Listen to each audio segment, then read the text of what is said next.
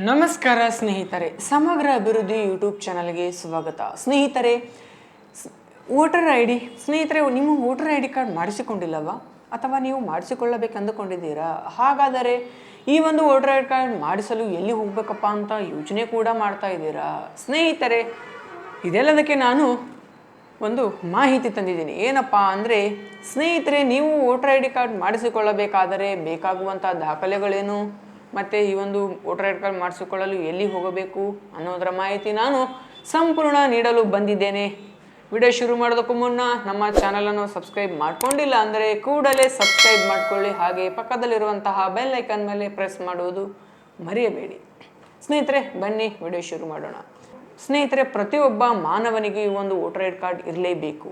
ಯಾಕಪ್ಪ ಅಂದರೆ ನೀವು ನಿಮ್ಮ ಮತವನ್ನು ಹಾಕಲು ಈ ಒಂದು ವೋಟರ್ ಐ ಡಿ ಕಾರ್ಡ್ ಮಾಡಿಸಿಕೊಳ್ಳಲೇಬೇಕಾಗುತ್ತದೆ. ಸ್ನೇಹಿತರೆ, ಈ ಒಂದು ವೋಟರ್ ಐ ಡಿ ಕಾರ್ಡ್ ಮಾಡಿಸಲು ಏನೆಲ್ಲ ದಾಖಲೆಗಳು ಬೇಕಪ್ಪ ಅಂದರೆ ನಿಮ್ಮ ಒಂದು ಫೋಟೋ, ಆಧಾರ್ ಕಾರ್ಡ್ ಮತ್ತು ನಿಮ್ಮ ಫ್ಯಾಮಿಲಿಯವರ ಯಾರಾದ್ರದ್ದು ಒಬ್ಬರದು ವೋಟರ್ ಐ ಡಿ ಕಾರ್ಡ್ ಇಷ್ಟು ಇದ್ದರೆ ಸಾಕು, ನೀವು ನಿಮ್ಮ ವೋಟರ್ ಐ ಡಿ ಕಾರ್ಡ್ ಮಾಡಿಸಿಕೊಳ್ಳಬಹುದು.